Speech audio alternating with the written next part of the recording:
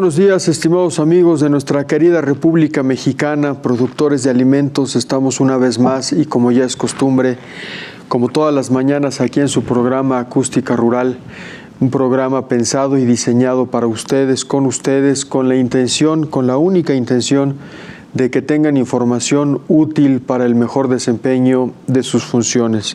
Les saluda su servidor Daniel Meiners, recordándoles que nos pueden sintonizar en el 1150 de amplitud modulada aquí en la Ciudad de México y su zona conurbada, en el 1120 en la Ciudad de Guadalajara y sus alrededores, y para nuestros amigos de la Sultana del Norte nos pueden sintonizar en el 600 de amplitud modulada, también en su zona conurbada. Por televisión nos pueden sintonizar en el 13.1 de la cadena hermana Albavisión en el sur, sureste, centro y occidente del país, y por supuesto, como ustedes ya saben, en todas nuestras redes sociales, Facebook, TikTok, Instagram, y el programa queda, por supuesto, registrado en Spotify si por alguna razón no nos pudieron acompañar. El día de hoy arrancamos el programa con una entrevista pensada a nuestros amigos productores pecuarios, el sector pecuario, animales de granja, animales domésticos, animales ya domesticados, porque tenemos la oportunidad de platicar con el doctor Francisco Rivera Benítez, quien es investigador del INIFAP, especialista en enfermedades virales. Doctor Francisco, le damos la más cordial bienvenida a su programa Acústica Rural. Muy buenos días, muchas gracias por la invitación, aquí estamos a la orden. Igualmente, Francisco. Estamos en tiempos de enfermedades virales, el clima no ayuda mucho tanto a los seres humanos como también en el sector pecuario. ¿Nos puedes poner un poco en sintonía, en contexto de lo que desde el INIFAP están desarrollando para poder controlar las enfermedades virales emergentes? Claro que sí. Bueno, primero creo que sería oportuno aclarar que precisamente estas enfermedades emergentes causadas por virus son de las enfermedades que causan impacto económico muy importante en las producciones pecuarias. Esta misma importancia nos lleva a nosotros como instituto de investigación a generar tecnologías. Estas tecnologías van encaminadas hacia varios rubros. Uno de los principales que hemos estado desarrollando últimamente es la generación de tecnologías que van encaminadas al diagnóstico de estas propias enfermedades. Una vez que tenemos el diagnóstico en el laboratorio, que puede ser a través de tecnologías o técnicas clásicas de la virología, procedemos también a hacer metodologías modernas que implican la biología molecular del propio virus y su análisis con secuenciación. Una vez que conocemos ya entonces estas características de los agentes virales infecciosos, podemos plantear alternativas de solución. Me refiero a que conociéndolos, tenemos la oportunidad entonces de plantear estas estrategias al conocer cuáles genotipos están circulando, cuáles mecanismos de virulencia están desarrollando en los propios animales y que ocasionan una enfermedad más severa en ellos. Entonces, lo primero es buscar tecnologías o desarrollar tecnologías para su diagnóstico. Posteriormente, una vez conocidos, empezar a plantear estrategias para su conocimiento, y esto también va encaminado al propio estudio bajo condiciones controladas mediante algún proceso de evaluación en una infección experimental, en donde podemos identificar cuál es la respuesta de los propios animales contra esta infección. Una vez que tenemos esos tres elementos, podemos hacer planteamientos ya encaminados hacia la generación de vacunas. Estas vacunas, obviamente, pues tienen que ser analizadas en diferentes procesos, en diferentes etapas de evaluación. Y estas etapas, nosotros en el instituto las realizamos bajo condiciones controladas. Se desarrollan biológicos o vacunas de diferente naturaleza. Los más simples son aquellos que son generados a través de virus inactivados. Se hace una formulación con un virus inactivado, se le complementa con un adyuvante que es un estimulador de la respuesta inmune, o a través de la generación de proteínas recombinantes, que es parte de lo que hemos estado desarrollando últimamente en el laboratorio de virología, como parte de un proyecto impulsado por el propio CONACYT y SADER. Y bueno, pues esta idea de tener biológicos o vacunas propios, además, que sean generados a nivel nacional, en laboratorios nacionales, en la industria farmacéutica nacional, pues nos da la oportunidad de tenerlos más a la mano y adaptados a las condiciones que tenemos precisamente en la producción pecuaria en México.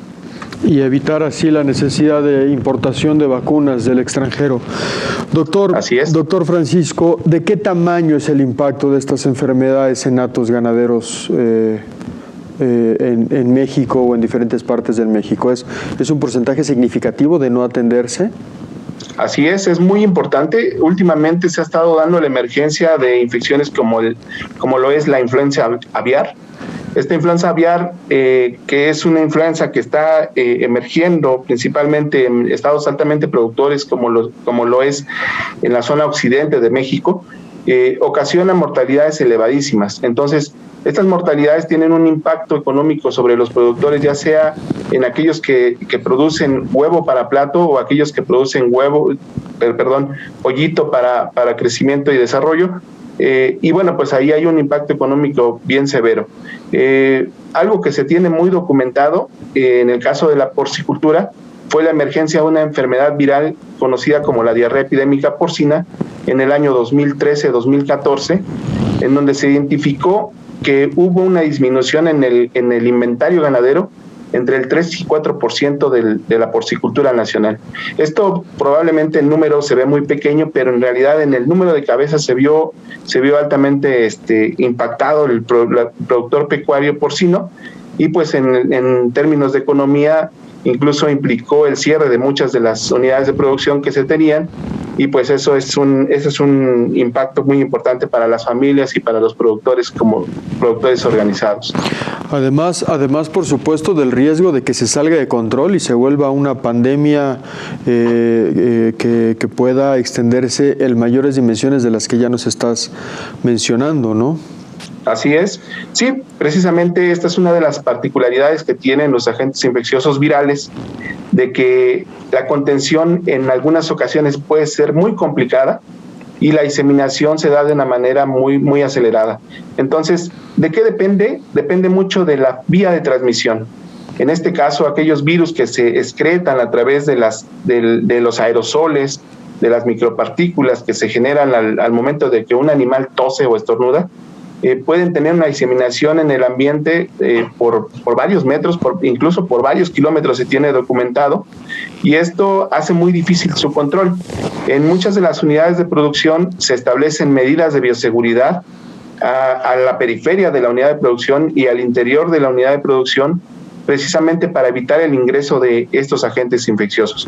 Pero además, hoy en día, las propias unidades de producción han incrementado su tecnificación y ahora también incluyen un concepto muy importante que es la biocontención. Esta biocontención implica ahora que si yo tengo una enfermedad viral en mi propia granja, evito la salida de este agente infeccioso precisamente para evitar que exista la diseminación hacia unidades de producción vecinas y así pues tratar de evitar un impacto todavía más severo, ¿no? Entonces, ahora no solamente es evitar el ingreso, sino también evitar su salida. Y además, así es, y además en este caso, pues apoyados por los médicos veterinarios o tecnistas, pues tienen un conocimiento todavía más amplio de cuáles son aquellos instrumentos que ellos pueden echar mano, por ejemplo, desinfectantes o procedimientos de limpieza que también son bastante útiles y que en un momento determinado bajan el microbismo ambiental y que también disminuye ya la diseminación de estas enfermedades entre la propia población, ¿no? Doctor, un poco con el ánimo de aterrizar esta plática, voy a tratar de ubicarme como un pequeño productor, un productor promedio de traspatio con 10, 15 cabezas de ganado, de vacas, que identifico algo extraño en mi ganado. ¿Qué tengo que hacer? ¿A quién tengo que llamar? ¿Cómo puedo reaccionar yo para primero que me apoyen diagnosticando, que entiendo es el primer paso como cualquier ser humano para saber cómo atender el problema? Primero hay que conocer el problema. ¿Cómo puedo yo resolver esta contingencia que se me pueda presentar de manera coyuntural? Claro, sí, primero, el primer acercamiento que debe de ocurrir es con el profesional de la salud, que en este caso es el médico veterinario zootecnista, si existe esta disponibilidad. Por otro lado, bueno, pues existen ya algunos canales de comunicación y de difusión, principalmente en el caso del sector del gobierno. Por ejemplo, uno de ellos es Senacica, otro de ellos es el propio INIFAP, que ha estado compartiendo parte de la información que desarrollamos y que tiene fichas muy claras de cuáles son las enfermedades que se presentan en los animales, para poder tener una primera información de qué es lo que podría estar ocurriendo. Como pequeño productor probablemente no se tenga este acceso, entonces es buscar el apoyo técnico a través del médico veterinario, tal vez a través de alguna oficina de la propia SADER que esté a la mano, pero si no existe esta posibilidad, bueno, pues lo principal es tener la información. Puede ocurrir entonces ya una sospecha de una enfermedad. El productor debe de estar informado de cuáles son estas enfermedades que incluso en algunos casos son de reporte obligatorio, ya que puede tratarse de alguna enfermedad exótica. Estas enfermedades exóticas son aquellas enfermedades que no están presentes en México y que, bueno, pues, a través de la Senacica y a través de la SADER han estado estableciendo programas y campañas para evitar precisamente el ingreso de estas enfermedades al país, y que se han mantenido afuera del país. Son enfermedades de alto impacto, son enfermedades que pueden causar incluso el 100% de la mortalidad de los animales, de cada especie en particular. Pero bueno, el productor lo primero que tiene que hacer es acercarse al especialista, tener información previa de cuáles son aquellas enfermedades que hay que notificar, aquellas enfermedades de las que se debe de emitir una alerta muy rápido para evitar la diseminación, si es que se trata de una enfermedad exótica, y si se trata de una enfermedad endémica o que está en el territorio nacional, que se mantiene en algunos estados o en algunas poblaciones, pues tener información para poder saber qué es lo que sigue. Lo primero, como comentábamos, puede ser el diagnóstico. Una vez partiendo del diagnóstico, que puede ser clínico y el diagnóstico de laboratorio, vienen las medidas que se pueden tomar. En el caso de las enfermedades virales no hay medicamentos para tratarlas, no existe una medicina que nos sirva y que podamos aplicarla en los animales para que ellos se recuperen o que eviten la infección, pero sí existen algunos tratamientos que son colaterales, que pueden ayudar a mantener a los animales y que en un momento puedan ellos mismos recuperarse y retornar a la producción. Entonces, bueno, yo creo que lo principal sería eso. Perdona la interrupción, doctor Francisco, la biocontención es la clave, y para lograr la biocontención el productor tiene que estar informado de los posibles síntomas que la enfermedad requiere y si tiene que ser reportada o no. Tenemos que irnos a una breve pausa comercial, doctor. Regresamos en 2 minutos para retomar este hilo de la conversación sobre las acciones de primer nivel, de primer alcance, las primeras acciones que pueden ser realizadas para evitar un brote epidémico. Volvemos claro, sí, en 2 minutos.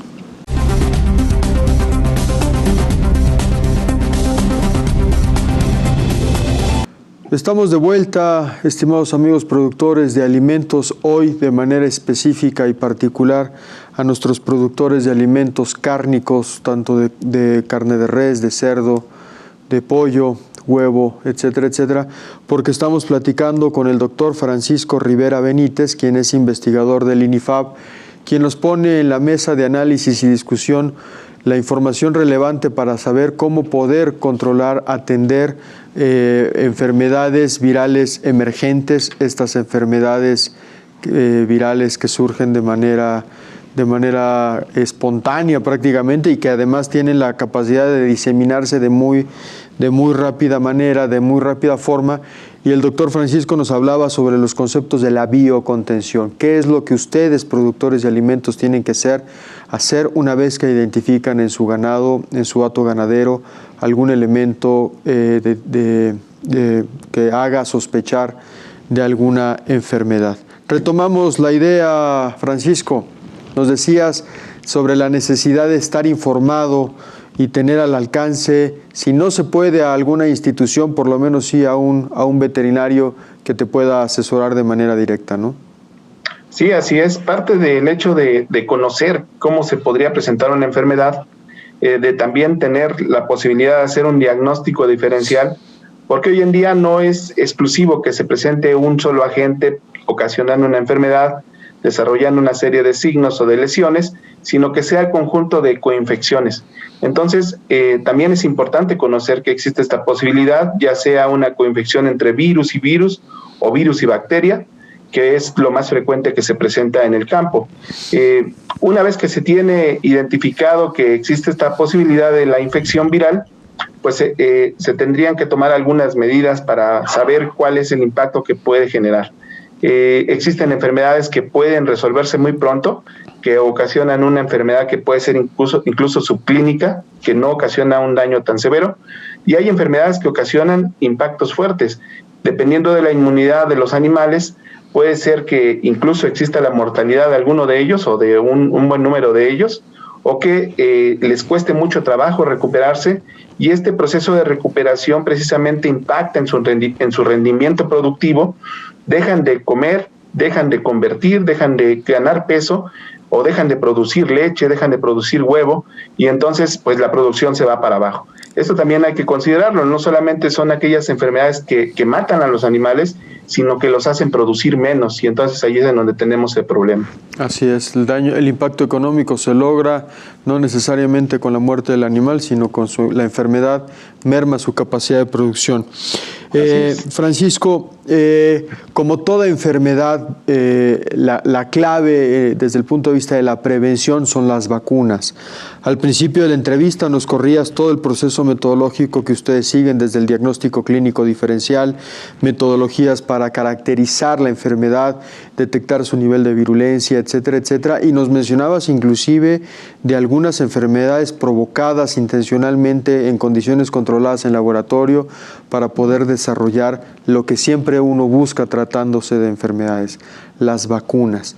Entiendo que el área de investigación en la que tú te encuentras está íntimamente vinculada a la generación de las vacunas de investigación y procedencia nacional, lo que nos haría tener acceso al mercado más barato y más inmediato. ¿En qué nivel, cómo está México desde el INIFAB y otras instituciones, tanto públicas como privadas, para la producción de estas vacunas, y qué tan al alcance están de nuestros amigos productores? Sí, así es. Pues hay una serie de laboratorios privados que precisamente se dedican a la producción de biológicos, a la producción de vacunas, que atienden la demanda del mercado nacional, desarrollando productos también de origen nacional. Existen las empresas transnacionales también que ofertan productos que están disponibles. Todos ellos tienen características de calidad, no puedo descartar ninguno de ellos en cuestión de calidad, pero sí es cierto que algunos de ellos no se adaptan necesariamente a las necesidades del productor. Entonces, ¿a qué me refiero con ello? A costos, accesibilidad, que estén disponibles tal vez en pequeña escala, en un productor pequeño probablemente no tenga el acceso a estas vacunas. En la industria probablemente sí exista este acercamiento y esta disponibilidad, pero bueno, refiriéndonos a los pequeños productores, a veces no está la disponibilidad de este tipo de biológicos. Entonces, es una oportunidad que nosotros tenemos también como instituto de poder atender a toda clase de productores, desde el más pequeño hasta el productor industrializado, para poderles ofrecer precisamente estos productos de calidad avalados por el propio instituto, avalados por instancias del gobierno que precisamente se dedican a esta situación, que es la constatación de los biológicos. Estos biológicos que nosotros hemos estado desarrollando, que parten de proyectos de investigación que son impulsados por recursos de CONACYT, de fondos sectoriales con SADER, nos permiten a nosotros ofrecer alternativas a los productores con el conocimiento de qué es lo que está circulando en el territorio nacional. Nosotros adaptamos este conocimiento básico de identificar esos agentes infecciosos a los procesos del desarrollo de la vacuna. En algunos casos, como les comentaba, los productos transnacionales provienen de cepas o de virus que están circulando en otros países y no necesariamente son los mismos virus que están circulando en México. Entonces, esta utilidad que pueden llegar a tener puede ser relativamente parcial. Entonces, contra la cepa que protegen es precisamente contra la cepa contra la que están formuladas, y esto va a tener una garantía de éxito. pero contra cepas diversas que no se conocen, probablemente no tengan este éxito esperado. Nosotros pretendemos hacerlo entonces encaminado hacia ese sentido, ¿no? Conocer primero qué es lo que está circulando y posteriormente proponer estas alternativas. Nosotros hemos estado haciendo evaluaciones ya a nivel de investigación, a nivel de laboratorio, bajo condiciones controladas, de diferentes biológicos, en este caso algunos que van encaminados hacia enfermedades de cerdos, en donde hemos identificado que tras su inmunización, tras su aplicación, producimos una respuesta inmune detectable en esos animales que estaría encaminada hacia su propia protección frente a un desafío bajo condiciones de campo. Entonces, el proceso que estamos desarrollando va de manera exitosa. Vamos, por decirlo de alguna manera, en una fase 2. Posteriormente vendrá una fase 3, que ya es la aplicación de este biológico a nivel de campo, e identificar cuál es el grado de protección frente al desafío natural, bajo condiciones naturales, bajo condiciones de campo, y posteriormente ya en un escalamiento para su posible diseminación, distribución a los productores, precisamente como lo comentas, con un precio más accesible y también con accesibilidad, aprovechando precisamente la infraestructura del instituto, que tiene diferentes centros en todo el país distribuidos y que puede tener un acercamiento con productores pecuarios. Francisco, ¿el INIFAP está produciendo biológicos? Ustedes como instituto están, la investigación me queda claro que es parte de su responsabilidad, es un instituto de investigación a final de cuentas en el que te encuentras, toda la parte del diagnóstico, caracterización del virus, niveles de virulencia, etcétera, etcétera, la prueba en fase 1, en fase 2 y en fase 3. Una vez que se logra la fase 3 y se logra ya la autorización del biológico, ¿ustedes salen a la distribución de la vacuna como instituto o pasan la estafeta a un laboratorio privado? Me interesa mucho esto porque hace 2 minutos nos decías que muchas veces el problema no está en si la vacuna existe o no. La vacuna ya normalmente está desarrollada, quizá no la dosis perfecta, pero la vacuna está y el problema se encuentra más bien en el acceso que el productor puede tener a esta vacuna. Si el INIFAP logra un programa de distribución masiva de estas vacunas en cerdo, como el caso que estás poniendo, me parecería que sería un tremendo hitazo. Así es. En la actualidad, para esas vacunas de enfermedades virales no hay todavía una distribución. Existe con otros colegas que trabajan también en el mismo centro en donde estoy adscrito, que tienen ya su vacuna registrada, su vacuna producida y que están siendo comercializadas hacia el productor. Pero perdona que te interrumpa, ¿pero la comercialización es a través del INIFAP? ¿Es el INIFAP quien pone a la venta la vacuna? Sí, así es. ¿Tiene atribuciones el instituto para hacer esto? Sí, y lo está haciendo a través de su catálogo de servicios y productos, que está publicado a nivel nacional en su página de internet. ¿Y qué tan accesible comparativamente hablando con las transnacionales? Yo sé que es difícil comparar peras con manzanas, pero en términos, digamos, promedio, ¿qué tan abajo del costo de mercado internacional se encuentran? Es competitivo el costo, y también una de las características que se tiene es el tamaño del frasco o de las dosis que se comercializan. Por ejemplo, pueden ser desde 10 hasta 20, 50 dosis, y no necesariamente un frasco multidosis de 100, que precisamente pues esto no nos serviría si nada más tenemos pocos animales, ¿no? Claro. Entonces tenemos ahí una subutilización de este producto y una inversión fuerte además de ello, ¿no? Pues amigos productores, la verdad es que a mí me parece muy interesante lo que estamos platicando con el doctor Francisco. El llamado es a que se acerquen con el instituto, con la SADER, con el CONACYT. Entiendo que son fondos concurrentes los que están en las mesas de la investigación, porque yo veo una ventana de oportunidad muy importante para poder controlar las enfermedades de su hato ganadero a mejor costo y sobre todo con una asesoría y con una capacitación mucho más directa y mucho más vívida a través de tremendos investigadores con los que hoy cuenta el país. ¿Alguna vía de comunicación, Francisco, directa, productor, INIFAP, páginas de internet, teléfonos para que los amigos que nos estén escuchando puedan tener acceso a más información de calidad como la que nos estás poniendo en este momento?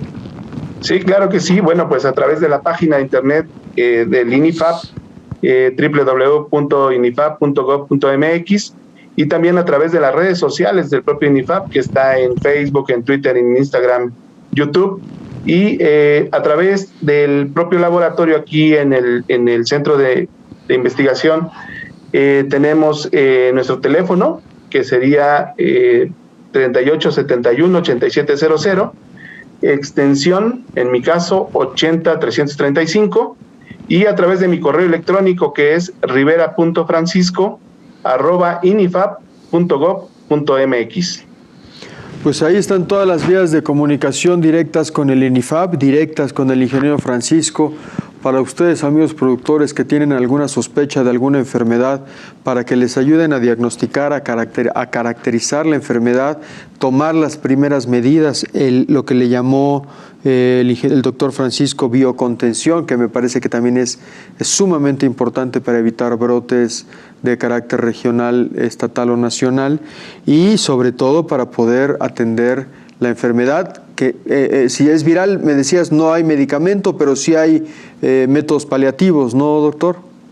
Así es, precisamente eso también es un concepto que hoy en día yo creo la población ha tenido mucho acercamiento. Claro. Me refiero al caso de la COVID-19, claro. Que precisamente se dieron cuenta, no hay tratamiento, lo que necesitamos es prevenir el ingreso, y una vez que se tienen vacunas, pues vacunarnos todos, ¿no? En el caso de los animales es una situación similar. Tener acceso a las vacunas. Doctor, el tiempo se nos agota. Muy agradecidos por tu tiempo y tu paciencia para podernos explicar toda esta enfermedad, toda esta información respecto a las enfermedades virales emergentes. Esperemos dejar la puerta abierta y la ventana abierta para posteriores reuniones, pláticas y entrevistas. Por lo pronto, te lo agradecemos muchísimo. Al contrario, muchas gracias a ustedes y estoy a la orden para lo que se necesite. Igualmente por acá, y nos vamos a una pequeña pausa comercial.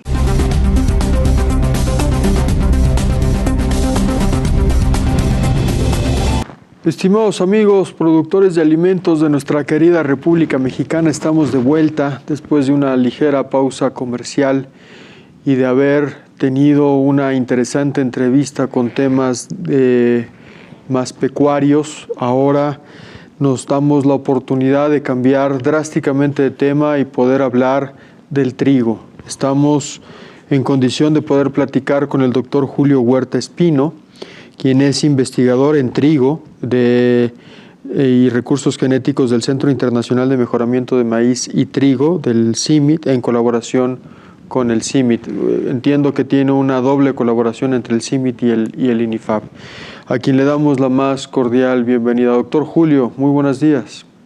Buenos días, saludos a todos. Igualmente, muchas gracias por prestarnos un poco de su tiempo, sobre todo para contarnos que las buenas noticias, las buenas nuevas, entiendo y nos informan que investigadores mexicanos están por recibir o recibieron ya un premio internacional por los estudios y las investigaciones en trigo. Platícanos.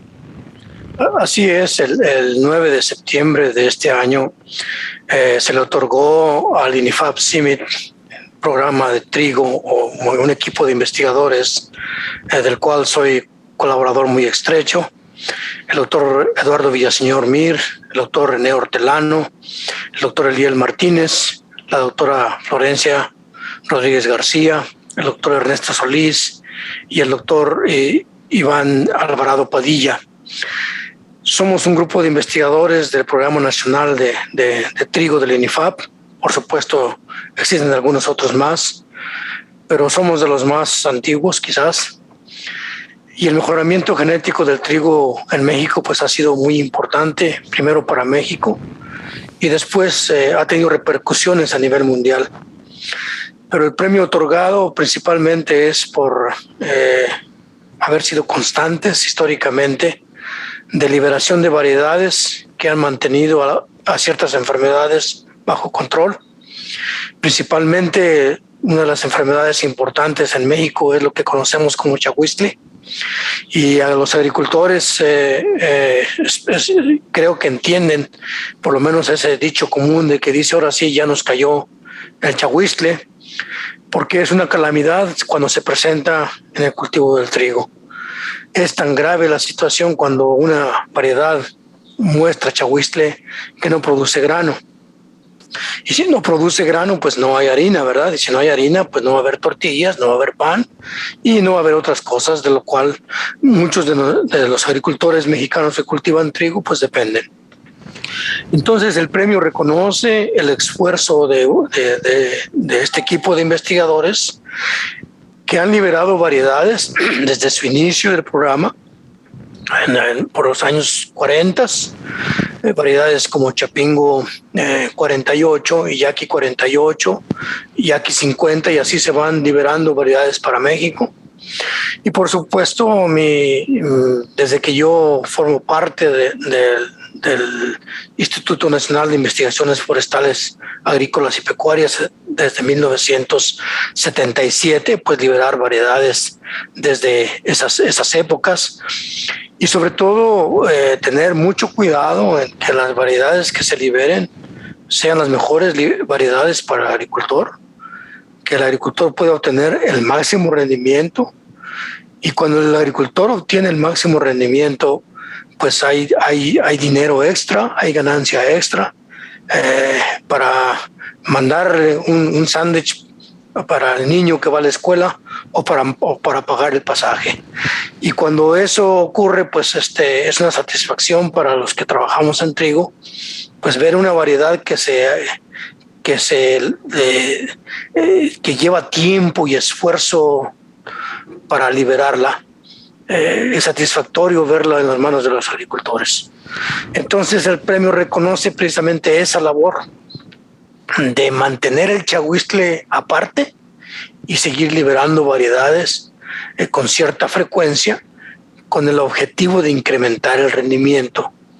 Pero no solo incrementar el rendimiento, sino también, como dije anteriormente, pues que sean libres de enfermedades, para lo cual no tenemos que aplicar fungicida, y eso repercute también en un ahorro en los costos de producción por parte del agricultor. Pero no solamente rendimiento, también se habla de ciertas características de que el grano debe tener, por ejemplo, calidad con un cierto nivel de proteína que sea pues bueno para el consumo humano, o por el uso industrial que se le dé al trigo. Por ejemplo, el trigo que se utiliza para producir pan o el trigo que se utiliza para producir harinas que eventualmente sirven para la elaboración de tortillas, son diferentes a los que se usan para la elaboración de galletas y pastelería. Y importante también mencionar que existen trigos pues que se usan para la elaboración de pastas, en este caso, bueno, las sopas, los espaguetis, y que es un trigo un poquito diferente también. Pero ese es el objetivo. Y con el cambio climático, pues es necesario también estar prevenido por lo que no sabemos que pueda ocurrir. Por ejemplo, si ocurre un incremento en la temperatura, pues tenemos que tener variedades que sean las mejores, aun cuando se incrementan las temperaturas nocturnas, ya sea en los inicios del crecimiento del trigo o durante el llenado de grano. Doctor, rapidísimo. Afortunadamente, el premio al que son merecedores por constancia en la producción de variedades que controlan el chahuizcle, ¿quién lo otorga? ¿Qué institución, qué instituto está otorgando este premio, este reconocimiento? Esta es una organización mundial, se conoce con sus siglas BGRI, que se conoce como Borlaug Global Rust Initiative en inglés, que sería en español la iniciativa para controlar la roya Norman Borlaug. Yeah. Esta iniciativa está constituida por los científicos de todo el mundo, instituciones gubernamentales, instituciones de investigación, y también participan centros de investigaciones privadas. Como estas enfermedades son importantes a nivel mundial, pues esta iniciativa surgió cuando resurgió una enfermedad conocida como chahuizcle del tallo en África inicialmente, y después se empezó a mover a otros lugares donde ya no era problema, y actualmente, por ejemplo, en Europa es un problema que vuelve a resurgir después de muchos años. Ya, En México. Estamos hablando de un reconocimiento de altísima importancia a nivel mundial, entonces. Así es. Pues doctor, muchísimas felicidades por el logro obtenido, porque además entiendo que es un mérito a la constancia. ¿Cuántas variedades quedaron liberadas en este periodo? Entiendo, desde los 40, ¿escuché bien? En realidad el premio, nosotros continuamos con esa labor que se inició en los 40, ¿no? Uh-huh. Pero en realidad a partir del año 2000, es cuando empezamos a contar para el reconocimiento de este premio, que son alrededor directamente por parte del equipo que se menciona, son alrededor de 60 variedades de trigo, tanto trigo harinero como trigo cristalino. Y para agregar que son, por ejemplo, de las variedades que se han liberado, han sido las más importantes en las zonas productoras de trigo, que es el noroeste, el sur de Sonora, norte de Sinaloa, y el centro, lo que es el Bajío, y áreas de temporal en México, en los estados de México, Tlaxcala, Puebla e Hidalgo. Pues tremendo reconocimiento el que otorga esta organización BGRI, por sus siglas en inglés. En inglés, así es. A un grupo de investigadores, entiendo, tanto del CIMMYT como del INIFAP. Conté alrededor de 6 o 7 investigadores que además, entiendo, decanos en los institutos, ¿no? Ya con muchos años de experiencia. Sí, así es. En el trigo. Doctor, estamos por irnos a una pausa comercial, pero no me gustaría dejar de preguntar ¿cuánto tiempo aproximadamente es el que se llevan ustedes para liberar una variedad de trigo? Y si regresando a la pausa me pudiera relatar con un poco más de detalle cómo se realiza este procedimiento. Porque sí, claro, la palabra mejoramiento genético a muchos les pone los pelos de punta e inmediatamente piensan en transgénicos y piensan en todo un tema que va muy en contrasentido con la lógica que ustedes están planteando y desarrollando. Claro. ¿No? Claro, sí, en cuanto regresemos de la pausa, con mucho gusto les explico en síntesis cómo se hace el mejoramiento. Y antes de irnos a la pausa, más o menos, ¿como cuánto tiempo nos tarda? Desde que se hace la combinación de caracteres entre dos progenitores, unos 10 años, y se puede reducir a 8 años, dependiendo de cuál sea la urgencia, ¿no? Ya, y supongo que estamos hablando ya de procesos de experimentación en campo muy metodológicos, ¿no? Así es. Sí, desde escoger un progenitor A que le falta algo y buscar el progenitor B que va a contribuir con eso que le hace falta. Ya. Sí, y puedo poner un ejemplo. Una variedad que se vuelve susceptible al chahuistle, pues tenemos que traer resistencia de otro. Y eso se hereda genéticamente, por eso el término mejoramiento genético. De esta enfermedad viene el dicho popular de ya nos cayó el chahuistle. Exacto, porque esa era la calamidad que existía en el pasado. Inclusive hay un santo en la Ciudad de México. Se buscó un santo que fuera el protector del cultivo de trigo en contra del chahuistle, de San Bernardo. ¿Se creó un santo protector del Se eligió a un santo para que interviniese para proteger al cultivo del trigo en contra del chahuistle. Para que no caiga. De ese tamaño estamos hablando, significa Exacto. La resolución de esta variedad para evitar el chahuistle. Bueno, que se haya convertido en un dicho popular es un referente enorme de la complejidad y de la importancia de la enfermedad. Así es.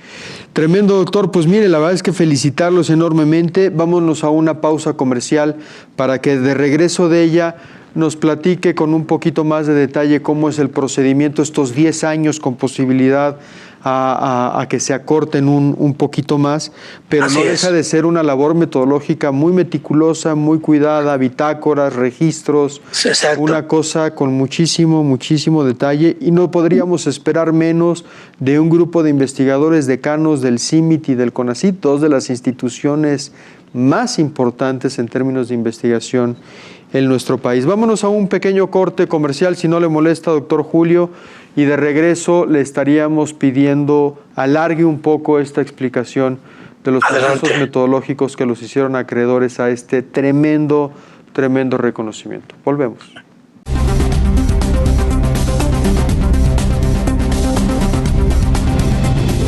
Estamos de vuelta, estimados amigos productores de nuestra querida República Mexicana, en esta ocasión teniendo la oportunidad de platicar con el doctor Julio Huerta Espino, quien forma parte de un equipo de investigadores más amplio, más grande, más nutrido, con vasta experiencia tanto del INIFAP como del CIMMYT, quienes fueron acreedores para recibir el premio, un premio de la constancia por los aportes en el control de enfermedades, particularmente el chahuizcle en el trigo. Y antes de irnos a la pausa comercial, doctor Julio, le pedíamos nos relate con un poco más de calma y detalle lo complicado que puede resultar el proceso para liberar una variedad registrada, por supuesto, y que aporte a México y al mundo importantes y significativos resultados.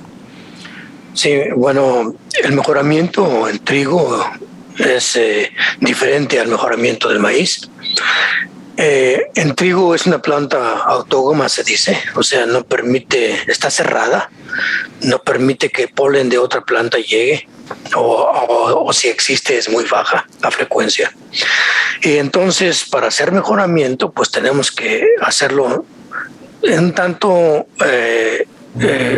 manipulando la estructura floral, eliminando las anteras para que esa planta se elija como hembra, y traer polen de otra planta que deseamos traer ciertas características. Por ejemplo, si una variedad de trigo se vuelve susceptible porque el chahuizcle cambió, evolucionó, porque es un organismo viviente, pues tendremos que buscar una solución. La primera solución a corto plazo pues es ponerle fungicida, pero pues eso no queremos. Y entonces elegimos una planta que ha mostrado históricamente resistencia, y traemos la cruzamos simplemente. Tenemos un progenitor A con un progenitor B. La F1 o la primera generación filial se parece al progenitor, a ambos progenitores, y después allí en la segunda generación pues se cumplen las leyes de Mendel de que va a haber segregación de caracteres, y la labor del investigador, del mejorador, es seleccionar las plantas que tienen las características de ambos padres. Por ejemplo, la variedad que se tornó susceptible ya está adaptada, tiene alto potencial de rendimiento, tiene calidad, pero era susceptible. Ahora seleccionamos las plantas que son resistentes y los atributos de la planta que era susceptible. Y así se evalúa primeramente hasta que la planta ya no cambie y ya sea estable. Y una vez que llegue a cierta estabilidad durante 3 o 4 ciclos, se empieza a evaluar por el potencial de rendimiento. ¿Cuál es el objetivo? Que rinda igual o más que de uno de los progenitores, en particular aquella que se volvió susceptible. Pero no solamente eso, sino que tiene que tener la adaptación. Y en principio, pues para el lugar donde se está destinando, tenemos que tener en mente para dónde va a ser. Sur de Sonora, de riego, norte de Sinaloa, el centro en el Bajío, con riego o sin riego, va a crecer durante el temporal, el ciclo, si va a ser intermedia, precoz o tardía, y por supuesto la altura de planta, que es importante, porque si es muy alta, pues a lo mejor se va a caer. Entonces tiene que tener ciertas características que son ideales para la producción.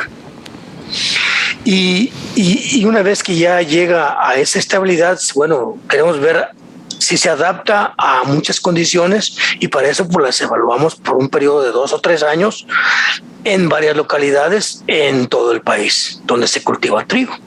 ¿sí? Y entonces ya con esa información comparamos con la variedad original y decidimos cuál porque no hacemos una sola cruza, ¿verdad? Hacemos en promedio, si hablamos de INIFAP, hacemos 50 cruzas, y si hablamos de CIMMYT, bueno, CIMMYT hace miles de cruzas, principalmente pensando en México, pero el resultado puede ser para el mundo, para satisfacer necesidades de trigos de primavera en aproximadamente 60 millones de hectáreas. Y si hablamos para México, pues nos conformamos con 1 millón de hectáreas. Sí, pero entonces es más puntual porque ya sabemos cuáles son las necesidades de cada región de producción.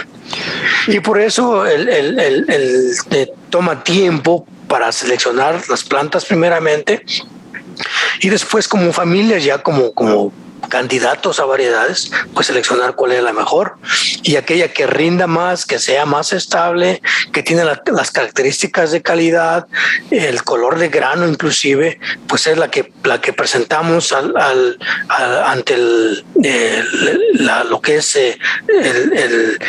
la Secretaría o la oficina encargada de inspección gubernamental para que nos otorgue el permiso para liberar. Pues entonces es la que ponemos en manos de los agricultores. También la promovemos para decir, mire, existe una nueva variedad, esas son las características, es mucho mejor que la anterior que sembraban, y aquí ustedes la pueden ver. Y hacemos días de campo, hacemos lo que sea necesario para promover las nuevas variedades. Los agricultores saben que si es de nuevo modelo, pues ellos están dispuestos a probarla primeramente, y si les va bien el primer año, pues la buscan para el segundo, y así sucesivamente. El agricultor participa en la elección, y siempre el agricultor pues es el mejor juez, y para nosotros la satisfacción es cuando el agricultor siembra la variedad que nosotros hemos liberado. Y tiene los resultados que ustedes están esperando en beneficio de los productores, por supuesto. Esta explicación a mí me parece más que pertinente para dejar perfectamente clara la diferencia entre lo que significa el mejoramiento genético, así es, digamos, natural. No, sí, no, eso es similar a lo natural. Exacto.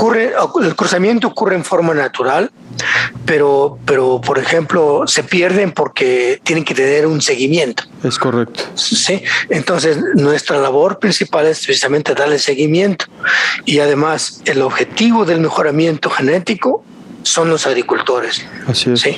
O sea, podemos tener un buen folletito, un artículo científico, pero si una variedad que se libera no termina en manos de los agricultores, para mí, en lo personal, sería un fracaso. Claro, de nada servirían los reconocimientos internacionales. Exacto. Si no contamos con el reconocimiento de los productores después de Exacto. probar y calar las variedades que ustedes trabajan. Doctor, sí. En el contexto internacional en el que hoy nos encontramos, estas investigaciones toman un carácter mucho más importante y trascendente, entendiendo que el conflicto bélico es una zona altamente productora de trigo. ¿Qué potencial México podría tener con estas variedades para convertirse en un exportador de trigo? Yo lo veo como mandado a hacer, doctor. El único problema en México es que somos demasiados y no somos autosuficientes. Sin embargo, si lo vemos desde otra perspectiva, o sea, si producimos, somos altamente productivos y exportamos trigo del noroeste, principalmente trigos cristalinos para elaboración de pastas y galletas, y porque nos es más fácil exportarlo de ahí e importarlo por el otro lado, es más económico. Y también exportamos ya productos elaborados. Exportamos pan, exportamos galletas, exportamos pastas. O sea, hay cosas que de repente como que no fuesen congruentes, pero porque importamos mucho trigo harinero, pero exportamos mucho trigo cristalino y exportamos productos elaborados. ¿Y el mercado nacional qué demanda más, cristalino? El mercado ahorita demanda más trigo harinero. Harinero. Hay un plan gubernamental, y tiene que ser validado y apoyado para que el agricultor pues tenga seguridad de mercado. Eso es importante, ¿sí? Pero se puede producir más trigo en áreas de temporal, por ejemplo, bajo condiciones de cuando empiezan las lluvias, y se puede duplicar la superficie inclusive, ¿sí? Y supongo que con la vasta experiencia que ustedes han desarrollado en mejoramiento genético, pueden determinar un mapa con mucha claridad de cuáles serían las variedades más adecuadas a determinadas regiones, ¿no? Y cuando no las tengamos, pues las podemos es decir, ponernos las pilas, como se dice vulgarmente, y enfocar las baterías para liberar variedades para zonas que tradicionalmente, por ejemplo, no serían productoras de trigo. Pero nosotros sabemos que existe el potencial y que tienen todas las características para producir trigo. Para que no nos siga cayendo el chahuizcle, doctor. Para que no nos caiga. Una advertencia: desde 1960 a la fecha, usted no encuentra chahuizcle del tallo en ningún campo del agricultor. Pues entre otras muchas cosas, por esto y otras cosas más, el premio es más que reconocido, más que importante, y desde aquí las más sinceras felicitaciones a usted y al equipo de trabajo, tanto del CIMMYT como del INIFAP. En términos de política pública, doctor, las investigaciones, la práctica, después de 4 años de probar una variedad, después de liberarla, se antoja también la necesidad de entrar a la discusión de planeación para el diseño más adecuado para la política pública y no caer en esas posibles contradicciones de que por un lado estamos exportando una variedad y por el otro lado estamos importando otra variedad. Desde su punto de vista, ¿qué es mejor? ¿Que seamos autosuficientes en trigo harinero o que sigamos con esta dualidad de exportar cristalino e importar harinero? Esa es una pregunta un poco difícil para mí y de repente se me ocurre que debe de haber un balance, un análisis económico. Por ejemplo, me viene a la mente un país donde dijeron, bueno, ¿sabe qué? No vamos a exportar nada y todo va a ser para consumo nacional porque es importante. Y de repente pues ya no hay entrada de divisas, y cuando ya no hay entrada de divisas las cosas se tornan un poco más difíciles, porque tenemos que recordar que vivimos en un contexto global donde necesitamos productos de otros lugares que nosotros no producimos por alguna razón, y entonces yo pienso que en ese sentido debe haber un equilibrio. Yeah. Es como ir al mercado y yo soy productor pero necesito algo, o sea, yo produzco trigo y necesito carne, o yo produzco trigo y necesito unos pesos para que mi hijo vaya a la escuela, claro, para que pague el camión. O sea, cosas como esas que deben de tener sentido en cuanto ya decir la forma en que vivimos, ¿no? En el sistema económico que vivimos. Lo que estaría claro es que el análisis y la discusión es más que pertinente, pero exacto, por lo pronto, doctor, una vez más, felicidades por este reconocimiento tan merecido a usted y a sus colaboradores decanos del INIFAP y del CIMMYT. Desde aquí un reconocimiento de nosotros y seguramente extensivo de todos los productores que han tenido la oportunidad de probar las variedades que ustedes han liberado. Sí. Desgraciadamente el tiempo se nos ha terminado. ¿Quiere comentar algo? Nos quedan 10 segundos, doctor. Sí, cada una de las variedades que se siembran en México han sido producidas, pensadas, diseñadas aquí en México, primero para los mexicanos y luego para el resto del mundo. Nada más que decir. Muchas gracias. Muchas gracias por el favor de su atención. Nos vemos en la próxima emisión. Gracias por su tiempo. Saludos a todos los agricultores.